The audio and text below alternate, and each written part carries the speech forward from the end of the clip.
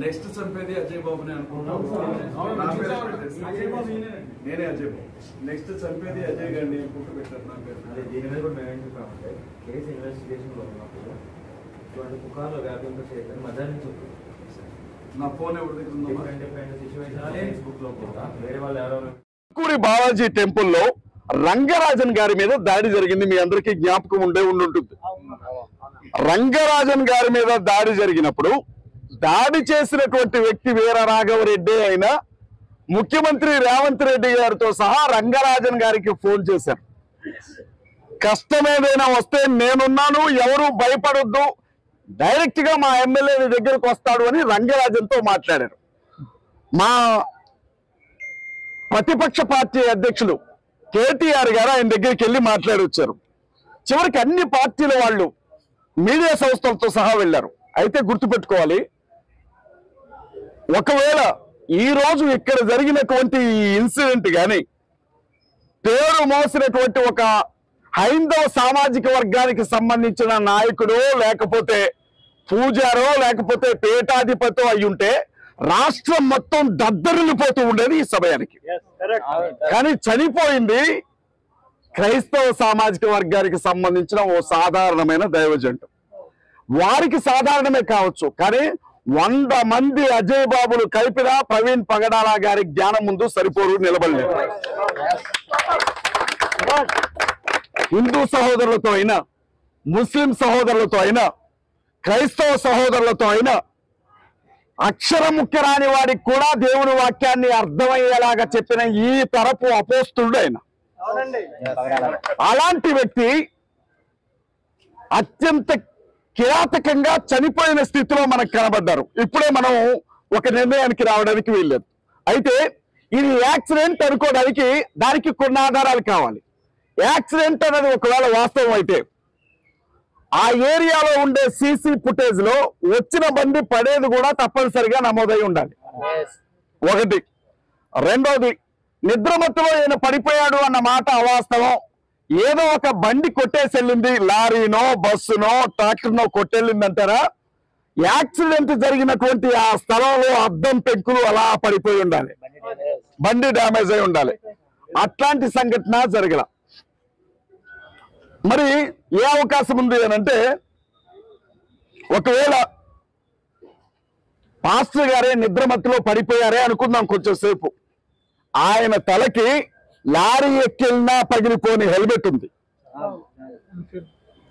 ఈ రోడ్డు మీద నుంచి పక్కనుండే కాలంలో పడ్డంత మాత్రాన పెదాలు పగలవు, వెనక తల తెగదు, మనిషి చచ్చిపోడు. అసలు ఇంపాసిబుల్. కావాలంటే ఆ హెల్మెట్ నాకు పెట్టి నన్ను పడేయండి, అక్కడ మీ అందరి ముందు నేను పడతాను. ఇప్పుడు అది అసలు అవకాశం లేదు. ఎందుకంటే ఆయన ఒక లోయ లోపల, ఆయన ఒక ఏమంటారు ఎత్తైన కొండ మీద నుంచి పడలా, జస్ట్ రోడ్డు పక్క నుంచి ఒక సౌటిగా పడ్డారు.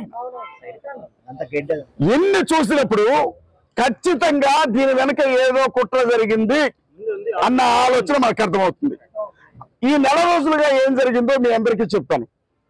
ప్రవీణ్ పగడాల గారు ఒక సామాజిక వర్గానికి సంబంధించినటువంటి ఒక వ్యక్తి గురించి మాట్లాడితే ఆయనతో క్షమాపణ చెప్పించారు కొంతమంది. మీ అందరికీ తెలుసు ఆ విషయం. దానికి సంబంధించి ఆయన క్షమాపణ చెప్పటమే కాదు, దయచేసి నన్ను ఇక వదిలిపెట్టండి అని బ్రతిమలాడినటువంటి మెసేజ్లు కూడా నా దగ్గర ఉన్నాయి. దానితో పాటు ఆయన ఏమన్నారు అంటే, వీళ్ళు నన్ను చంపేసేలాగే ఉన్నారు అని మాట్లాడారు. అయితే ఇక్కడ ఆలోచించాల్సిన విషయం ఏంటంటే, ఆ సామాజిక వర్గం వాళ్ళు ఏదైనా చేశారా అని అనుకోవడానికి ఇది పవిత్రమైన రంజాన్ మాసం.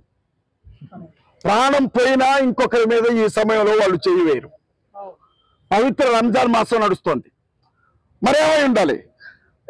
ప్రవీణ్ పగడాల గారికి ఆ సామాజిక వర్గానికి మధ్య జరుగుతున్నటువంటి ఈ గొడవని ఎవరో కావాలని అదునుగా తీసుకుని ఆయన మీద దాడి చేస్తుండే అవకాశమే ఎక్కువగా ఉంది. ఇప్పుడు ఇది చాలా స్పష్టమైన విషయం. ప్రవీణ్ పగడాల లాంటి వాళ్ళు 10,000 మంది ఉంటే ప్రవీణ్ పగడాల గారి మరణం చాలా చిన్నది. కానీ ఆయన 10,000 మందిలో ఒక్కడు తప్ప 10,000 మందిలో ఒకడు కాదు.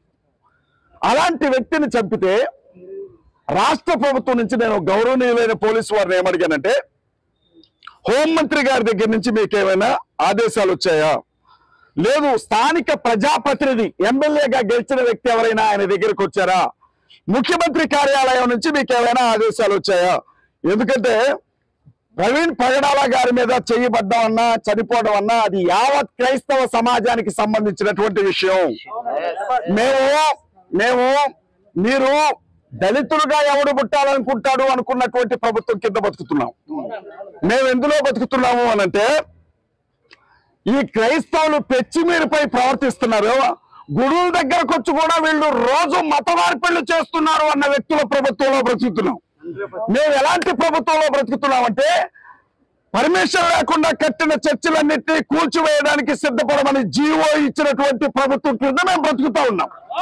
మేము ఎలాంటి ప్రభుత్వం కింద బ్రతుకుతా ఉన్నాము అంటే, ఏ స్థితిలోనైనా క్రైస్తవులకు ఏమాత్రం విలువ లేని స్థితిలో మేము బ్రతుకుతా ఉన్నాం. కాబట్టి దీని వెనక ఏదైనా కొట్టుందా, మిమ్మల్ని ఎవరైనా బలవంతం చేస్తున్నారా అని నేను గౌరవనీయులైన పోలీస్ డిపార్ట్మెంట్ అడిగినప్పుడు, లేదండి మేము మా వంతుగా న్యాయబద్ధంగా చట్ట ప్రకారంగా ముందుకు ఈ విషయాన్ని తీసుకొని వెళతాం అని అన్నారు. అయితే ఇక్కడ మనం ఒకటి గుర్తుంచుకోవాలి, ముఖ్యమంత్రి వచ్చిన కేసు రాయాల్సింది ఎస్ఐ గారు, ముఖ్యమంత్రి వచ్చిన ఇన్వెస్టిగేషన్ చేయాల్సింది ఎస్ఐ గారు.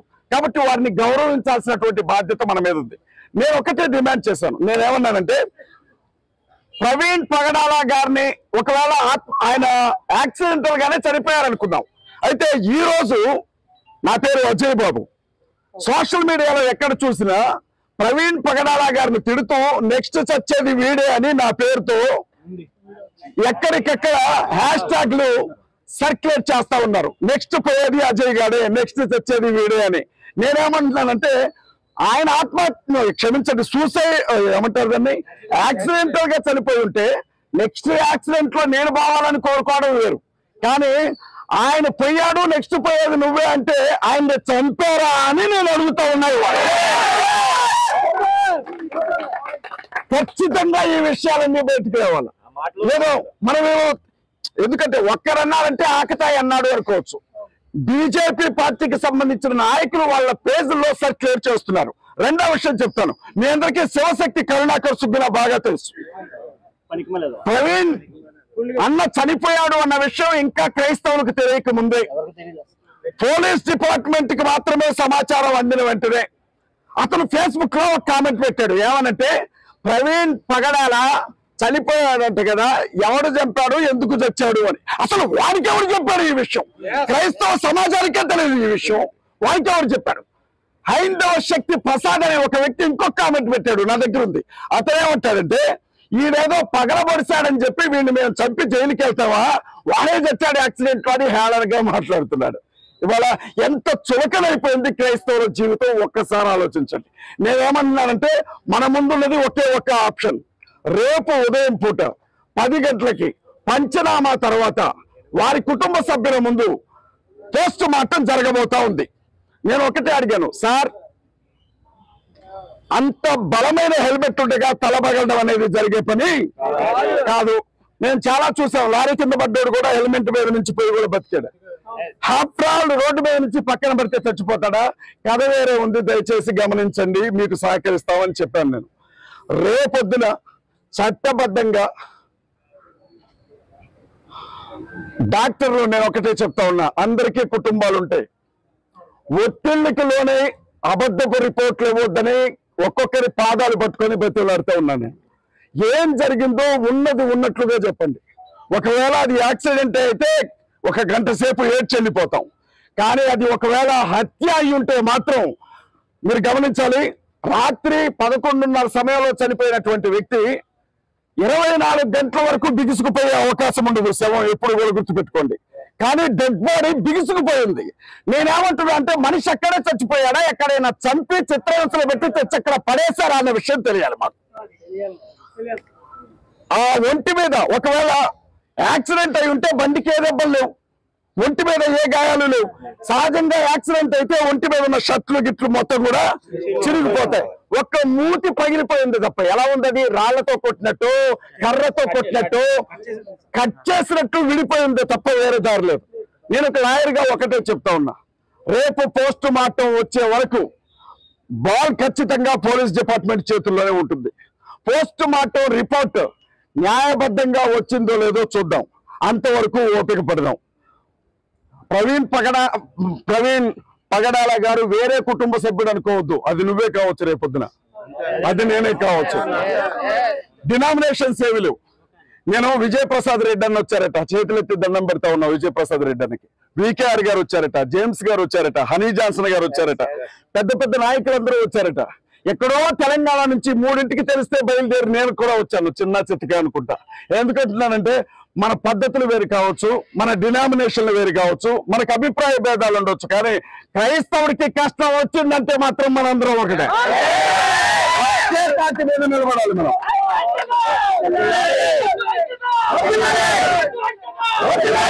రేపు ఉదయం 10 గంటలకి పోస్ట్ మార్టం అవడానికి ముందే మనం అందరం ఇక్కడికి చేరుకుందాం.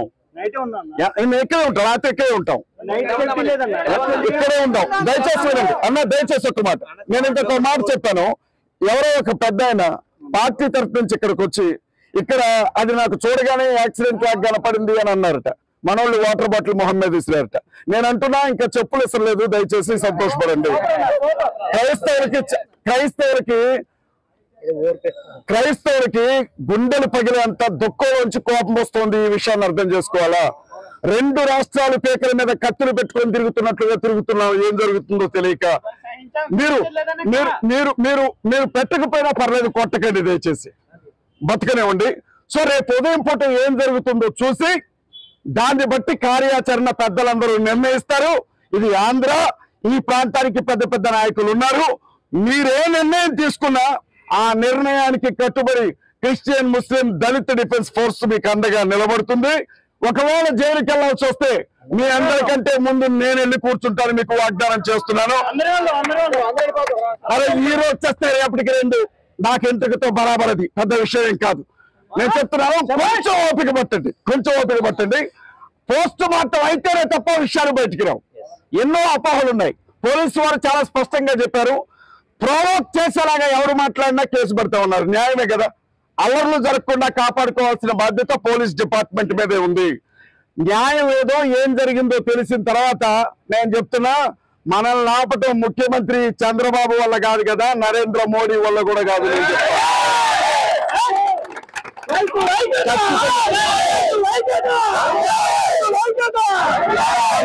దయచేసి హోంమంత్రి అనిత గారు రావాలి రేపు. ఖచ్చితంగా హోంమంత్రి అనిత గారు రావాలి. ఇది క్రైస్తవ సమాజానికి జరిగిన పెద్ద నష్టం. ఒక సగటు మనిషిలాగా వచ్చి మా వాళ్ళకి భరోసానివ్వండి. ఈ రాష్ట్రంలో మీకేం జరగదు. ఎందుకంటే ఆయన హైదరాబాద్ నుంచి వచ్చాడు ఇక్కడికి. హైదరాబాద్ నుంచి వచ్చినటువంటి పాస్టర్ ని ఆంధ్రాలో చంపారు కనుక తెలంగాణ మొత్తం కూడా ఇప్పుడు రగులుతో ఉంది. అక్కడ మేము అక్కడికి వెళ్తే పరిస్థితులు వేరేలాగా ఉంటాయి. కాబట్టి నేను చెప్తా ఉన్నాను, హోంమంత్రి అనిత గారు దయచేసి చేతులెత్తి చెప్తా ఉన్నా, దగ్గరుండి ఇంతకుముందు పేరుని నాని మీద టాపీ ఇసిరితే హోంమంత్రి గారు, డీజీపీ గారు రాలా? మా ప్రవీణ్ పగడాల గారి కోసం కూడా రండి.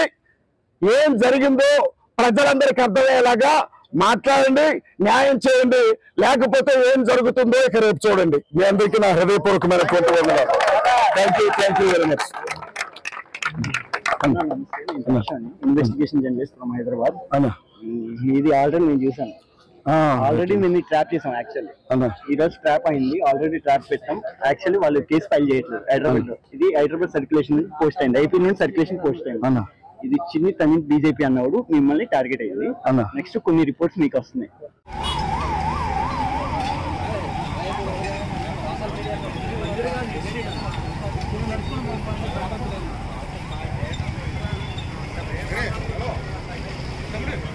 హలో